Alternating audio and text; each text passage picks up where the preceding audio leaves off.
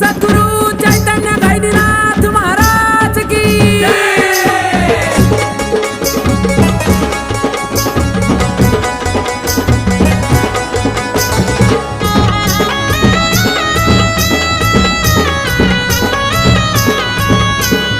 पहा गोरक्षनाथांची अद्भुत लीला, पहा गोरक्षनाथांची अद्भुत लीला। मातीच्या पुतळ्यातून गैनीनाथाला ओ जन्म दिला, मातीच्या पुतळ्यातून